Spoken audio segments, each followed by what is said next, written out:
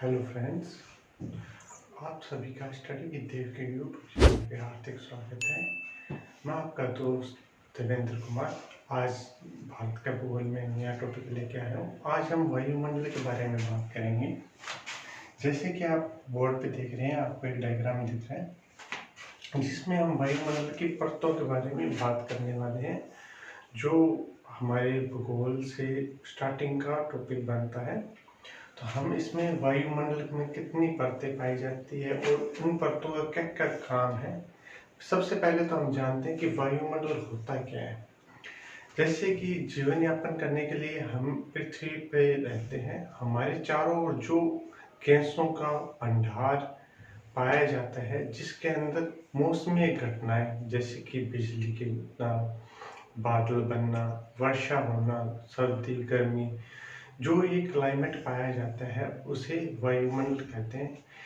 कुछ बुक्स में परिभाषा लिखी हुई है कि पृथ्वी के चारों ओर पाई जाने वाले आवरण को वायुमंडल कहा जाता है। उसी प्रकार हम मानते हैं कि हमारे पृथ्वी तल यानी कि पृथ्वी तल से लेके 800 किलोमीटर तक जो हमारे चारों ओर आवरण पाया जाता है उसे हम वायुमंडल कहते हैं। आपको एक बात बता दें कि जो हमारी धरती है उसका 97% यानी कि 97% हिस्से में यानी कि ऊपर तक 27 किलोमीटर तक ही ऊंचाई तक जो वायुमंडल पाया जाता है वही हमारे प्रयोग में लाने के लिए जरूरी वातावरण है। वैसे तो सभी मंडल्स का होना जरूरी है, पर तो हम सबसे ज़्यादा यूज धरातल से 27 किलोमीटर तक की ऊंचाई तक के वातावरण का सबसे ज़्यादा यूज करते हैं। और वैसे जबकि वायुमंडल की पृथ्वी तल से ऊंचाई 1600 किलोमीटर तक मापी गई है। हम एक एक करके बात, इनमें मीथेन, ऑक्सीजन, कार्बन डाइऑक्सीजन, हर एक तरह की गैसें पाई जाती हैं। तो सबसे पहले हम बात करते हैं कि पृथ्वी की अभी तक 5 परतें या 5 मंडल हमें पता है। सबसे पहले होता है जो धरातल के एकदम या हमारे चारों ओर जो मंडल पाया जाता है उसे हम शुभ मंडल कहते हैं। शुभ यानी जिसमें कुछ न कुछ घटित होता रहता है उसे हम शुभ मंडल कहते हैं। फॉर एग्जाम्पल, जैसे वर्षा हो रही है, आंधी आना, तूफान आना, गर्मी सर्दी, जो भी क्रियाएं होती हैं, हम आकाश की तरफ देखते हैं, बादलों का बनना, जो भी होता है वो सारी घटनाएं क्षोभ मंडल में होती है। और क्षोभ मंडल की मैं आपको समझाने के लिए यहाँ एक डायग्राम बनाया है। जैसे कि ये आप पृथ्वी देख रहे हैं, जो क्षोभ मंडल होता है इसी के अंदर जो सारी मौसमी घटनाएं होती हैं वो सभी क्षोभ मंडल में होती है। इसे इंग्लिश में ट्रोपोस्फियर कहते हैं। ट्रोपोस्फियर क्षोभ मंडल को कहा जाता है और इसकी ऊंचाई धरातल से यानी कि 0 किलोमीटर से लेके 8 किलोमीटर ऊपर की ओर ऊंचाई को क्षोभ मंडल कहा जाता है। अब हम बात करते हैं सेकंड कि क्षोभ मंडल के जस्ट ऊपर 1 से 1.5 किलोमीटर मोटी चौड़ी परत पाई जाती है। नीचे क्षोभ मंडल है तो ऊपर उसकी परत का नाम भी क्या होगा, क्षोभ सीमा कहते हैं, जो समताप मंडल और क्षोभ मंडल को दो अलग भागों में बांटने का काम करती है। तो क्षोभ मंडल या क्षोभ सीमा को हम इंग्लिश में ट्रोपोस्फियर कहते हैं। इसकी ऊंचाई 1 से 1.5 किलोमीटर होती है। क्षोभ सीमा का काम सिर्फ और सिर्फ ये होता है कि ये समताप मंडल और क्षोभ मंडल को दो भागों में बांटती है।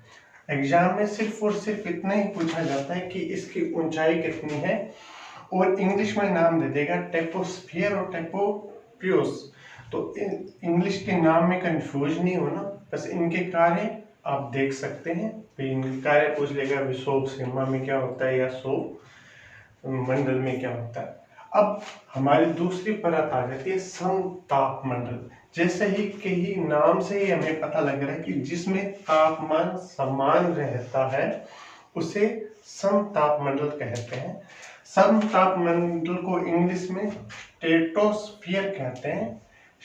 इसकी ऊंचाई 12 किलोमीटर से लेके 30 किलोमीटर तक होती है। एग्जाम में सीधा क्वेश्चन पूछा जाता है कि समतापमंडल की ऊंचाई कितनी है। तो समतापमंडल की ऊंचाई 12 किलोमीटर से लेके 30 किलोमीटर तक समतापमंडल हमारे वातावरण में पाया जाता है। और समतापमंडल का महत्वपूर्ण काम ये होता है कि समतापमंडल में वायुयानों में उड़ानें भरी जाती है। इसमें हवाई यात्रा या हवाई जहाज चलाने के लिए ये मंडल सबसे महत्वपूर्ण भूमिका निभाता है, क्योंकि समतापमंडल में मौसम या तापमान समान बना रहता है और इसमें कोई वर्षा, तूफान, आंधी नहीं आती। इसीलिए जितनी भी उड़ानें हमारे धरातल से यहाँ से उड़ाई जाती है वो सारी उड़ानें समतापमंडल में जहाजें उड़ती हैं, चाहे नीचे वर्षा हो रही हो या जो भी है नहीं हो रही हो, तो जितनी भी वो समतापमंडल में हवाई यात्रा होती है। अब हम बात करते हैं कि समतापमंडल के बाद आती है ओजोन परत। आप सभी ने ओजोन परत के बारे में तो सुना ही होगा, यह एक महत्वपूर्ण परत है। ओजोन परत 30 किलोमीटर से 50 किलोमीटर तक पाई जाती है, यह ऊपर की तरफ होती है। इसमें सबसे महत्वपूर्ण बात हमें ध्यान रखने वाली है जो है ये सूर्य से आने वाली विकिरणों को अवशोषित करती है, यानी सोखने का काम करती है। यानी कि जो भी नेगेटिव वेव्स हैं जो हमें हमारे स्किन या हमें जीवन यापन करने में हानिकारक है, जैसे कि सूर्य से आने वाली पराबैंगनी किरणें जो हमारी स्किन को जलाती है या हमें बहुत सारी बीमारियां या रेडिएशन फैलाने का काम करते हैं, जिसकी की वजह से हमारे धरातल का तापमान, टेम्परेचर बढ़ जाता है। और ये सूर्य से आने वाली विकिरणें क्या होती है, ये परत अवशोषित कर लेती है और नॉर्मल टेम्परेचर को धरातल या रोशनी को धरातल पे भेजती है। पर ज्यादा पोल्यूशन होने की वजह से इस परत में छेद हो गए, जिससे क्या है ये किरणें डायरेक्ट आ रही है। उससे क्या है हमारा क्लाइमेट में तापमान में बढ़ोतरी हो रही है और मौसम में उस वजह से परिवर्तन हो रहा है। तो ये सारे काम किसमें होते हैं, ओजोन परत में होते हैं। ओजोन परत के बाद बात करते हैं हम मध्य मंडल, यानी कि मध्य मंडल को मेसोस्फीयर कहा जाता है इंग्लिश में। आप नाम हमेशा इंग्लिश और हिंदी के दोनों नाम याद करके चलेगा। मेसोस्फीयर तीसरी परत है और इसकी ऊंचाई 50 से 80 किलोमीटर तक मानी गई है। मेसोस्फीयर में ये होता है, यानी कि मध्य मंडल में ये काम होता है कि जो अंतरिक्ष से उल्कापिंड गिरते हैं पृथ्वी के ऊपर, उन उल्कापिंडों से हमारी रक्षा कौन सी परत करती है, तो उस परत को मध्य मंडल कहा जाता है। मध्य मंडल के बाद चौथी परत का नाम आप सभी जानते हैं कि आयन मंडल होता है। आयन मंडल को इंसोस्फीयर कहा जाता है, जैसे कि आप स्क्रीन पे देखते हैं। इंसोस्फीयर आयन मंडल को कहा जाता है और इसकी ऊंचाई 80 किलोमीटर से लेके 640 किलोमीटर तक पाई जाती है। हमारी पृथ्वी से जो भी यहाँ टावर या कुछ भी है वो रेडियो तरंगों को पृथ्वी पर वापस भेजने का काम करती है। जैसे कि दूरदर्शन ने कोई कार्यक्रम प्रसारण किया तो इस दूरदर्शन के यहाँ से ये वेव्स किरणें यहाँ जाती है, यहाँ हमारी आयन मंडल में टेलीस्कोप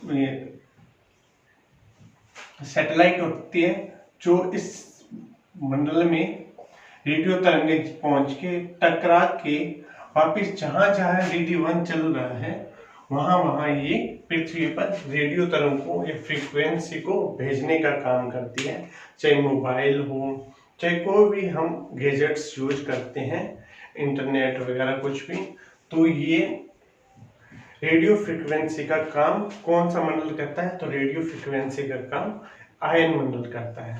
अब हम बात करते हैं कि बहिर्मंडल इंपॉर्टेंट है। पांचवा और आखिरी पॉइंट है कि बहिर्मंडल, यानी बहिर्मंडल को आयतन मंडल भी कहते हैं। इस बार क्वेश्चंस आए थे जिसमें उन्होंने एग्जाम में लिख दिया था कि आयतन मंडल के बारे में बताओ। तो बच्चों ने क्या किया, उन्होंने चौथा पॉइंट आयन मंडल को ही आयतन मंडल समझ लिया था और उन्होंने रेडियो तरंगे आंसर कर दिया था कि ये रेडियो तरंगे, इनकी ऊंचाई पूछी गई थी। तो इसके अंदर क्या होता है, आयतन मंडल की ऊंचाई 640 से लेके ऊपर तक जो हमारा फैला होता है वायुमंडल, वहां तक इसकी ऊंचाई मापी गई है। यानी कि वैसे हमने 1600 मीटर माना, वैसे हमारे यूज के लिए 800 किलोमीटर तक का वायुमंडल हम यूज करते हैं। अब हम इसके बहिमंडल यानी आयन मंडल के स्फीयर के बारे में हम थोड़ा सा जानते हैं कि इसको किसने खोजा, क्या नाम था। तो मैं एक बार ये रख कर रहा हूँ। अब हम आयन मंडल की बात करते हैं। इस परत में हाइड्रोजन व हीलियम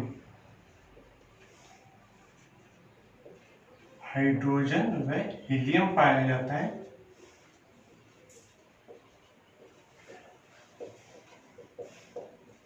बहुत अधिक मात्रा में, बहुत ज्यादा ही हाइड्रोजन व हीलियम पाया जाता है। इस परत का अध्ययन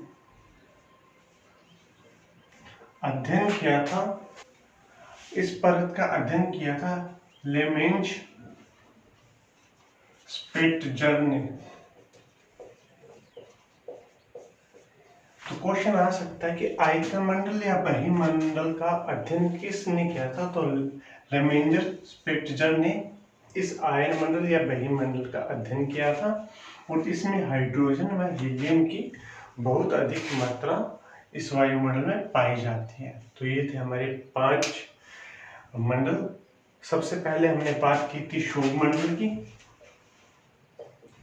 शोभ मंडल के बाद हमने इसकी शोभ सीमा, फिर समताप मंडल के बाद में हमने ओजोन के बाद में मध्य, और मध्य के बाद में आयन मंडल की बात की थी। आयन मंडल के बाद में हमने आयतन मंडल की बात की है। अब हम बात करते हैं कि गैसों का प्रतिशत। हमारे वायुमंडल में सबसे ज्यादा गैसें नाइट्रोजन की पाई जाती है। नाइट्रोजन का धरातल पे सबसे ज्यादा भंडार नाइट्रोजन गैस का है और इसे N2 से हम प्रदर्शित करते हैं और इसका 78.03% नाइट्रोजन गैस हमारे पृथ्वी के वायुमंडल में पाई जाती है। लेकिन हम इसे सिर्फ और सिर्फ 78% से इंडिकेट करते हैं। क्वेश्चन पूछा जा सकता है या तो 78 आ जाए तो भी सही है, या 78.03 आ जाए तो भी सही है। दोनों में से एक आएगा, जो भी है हमें दोनों आंकड़े याद रखने होते हैं। अब नाइट्रोजन का काम क्या होता है। नाइट्रोजन का काम होता है, ये मिट्टी की उर्वरक शक्ति को बढ़ाने का काम करता है। नाइट्रोजन बहुत जरूरी है। जैसे कि हम खेतों में जब फसल बोते हैं तो फसल में यूरिया या डीएपी हम डालते हैं, तो उसमें क्या होता है, यूरिया और डीएपी में नाइट्रोजन पाया जाता है।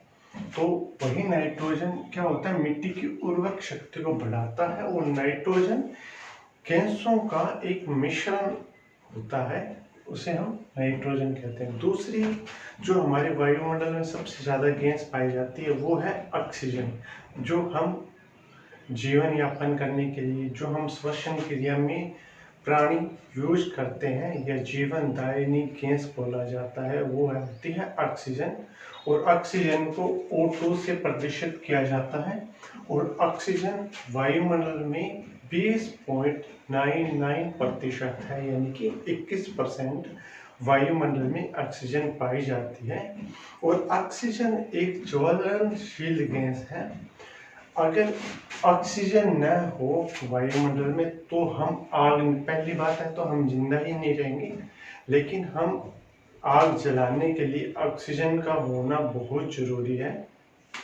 अगर कहीं ऑक्सीजन नहीं होती तो वहां हम उस किसी भी वस्तु को जला नहीं सकते।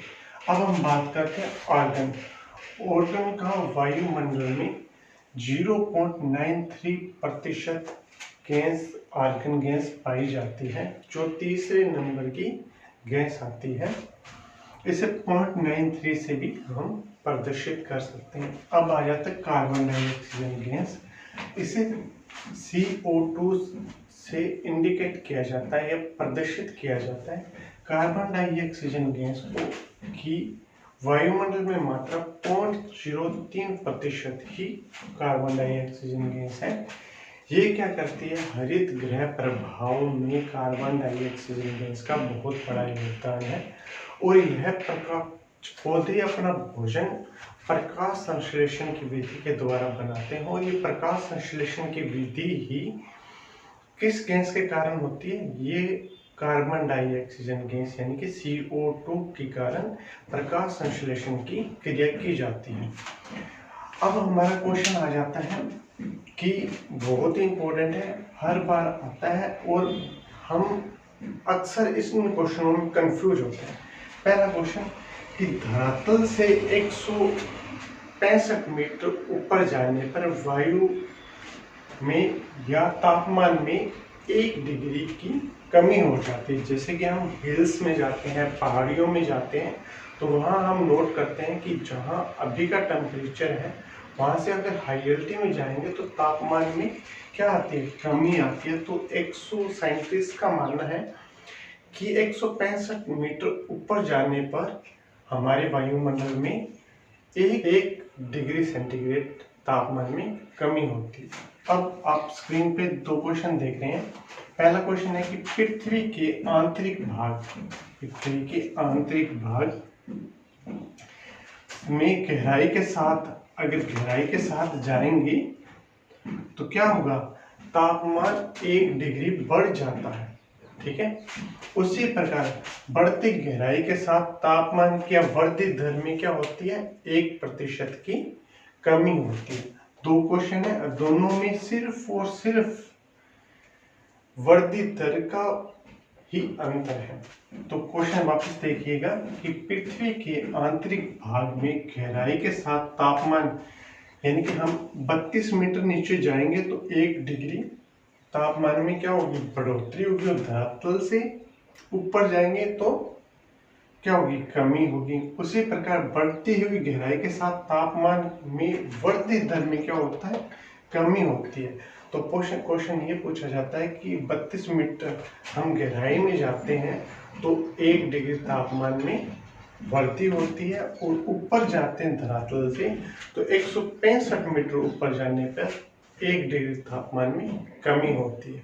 अब हम बात करते हैं कि वायुमंडल में कुछ हल्की, इन गैसों में इन्हें 2 भागों में बांटा गया, एक हल्की गैस, एक भारी गैस। तो धरातल से, जैसे हमारा धरातल है, धरातल से 20 किलोमीटर ऊपर तक CO2 पाई जाती है, जो भारी गैस होती है, भारी गैस होती है। ठीक है, इसी प्रकार 20 किलोमीटर से ऊपर और 100 किलोमीटर तक 2 गैसें पाई जाती है, और वो गैसें हैं ऑक्सीजन प्लस क्या है, ऑक्सीजन और नाइट्रोजन। N2O2 20 किलोमीटर से लेकर 100 किलोमीटर के बीच में जो गैसें पाई जाती है, वो ये दोनों ही गैसें क्या होती हैं, भारी गैसें होती हैं। और हल्की गैसें होती हैं, हल्की गैसें होती हैं वो क्या होती है, 100 किलोमीटर से ऊपर के क्षेत्र में ये मिश्रित गैसें, आर्गन या कुछ भी, हीलियम, नियोन, मीथेन, जो भी गैस है वो हल्की गैसें इस 100 किलोमीटर से ऊपर के एरिया में ये पाई जाने वाली गैसें हल्की गैस होती है। क्वेश्चन ये पूछा जाता है कि भारी गैसें पाई जाती है वायुमंडल में, तो क्वेश्चन देगा, क्वेश्चन पूछेगा CO2 भारी गैस होती है या नहीं होती, तो हम कहेंगे होती है। O2 और N2 होती है। इनका धरातल से दूरी पूछेगा कि 20 किलोमीटर तक कौन सी गैस पाई जाती है, तो हम कहेंगे CO2 पाई जाती है और ये भारी गैस होती है। 20 किलोमीटर से ऊपर पूछे तो हम कहेंगे N2 पाते हैं और O2 पाते हैं, तो ये भी भारी गैस होती है। अब हल्की गैस पूछे तो 100 किलोमीटर से जो ऊपर गैस पाई जाती है उस गैस को हम हल्की गैस कहते हैं, जैसे हीलियम्स और मीथेन, जो भी अन्य मिश्रित गैसें जो भी होती हैं, नियोन वगैरह, वो इसी हल्की गैसों के अंदर आते हैं। तो ये था आज हमारा वायुमंडल की संरचना, उनकी परतें और वहाँ वायुमंडल में कौन सी गैसें पाई जाती हैं और उनकी दूरी और उनका एक क्रमबद्ध अध्ययन और हल्की और भारी गैसों के बारे में आज हमने जाना। आपको ये वीडियो कैसा लगा हमें कमेंट करके बताइएगा। अगर आप किसी भी टॉपिक की वीडियो देखना चाहते हैं, उस टॉपिक कोई टॉपिक आपको समझ नहीं आया तो हमें कमेंट करके बताइए कि आपको हमारा वीडियो कैसा लगा और आप कौन सा टॉपिक पढ़ना चाहते हैं, तो हम आपको उस टॉपिक की वीडियो जल्दी ही प्रोवाइड करवाएंगे। अगर आपको हमारा वीडियो अच्छा लगे तो इसे जरूर लाइक कीजिए, जिससे कि हमें मोटिवेशनल मिल सके और हम अच्छी वीडियो लेके आपके सामने आ सकें। अगर आप हमारे चैनल पे पहली बार आए हैं तो मेरा चैनल स्टडी विद देव को सब्सक्राइब कीजिए और बेल आइकन को दबाइए ताकि आने वाली वीडियो की नोटिफिकेशन आपको मिल सके। तो तब तक के लिए जय हिंद, जय भारत, आपका दिन मंगलमय हो।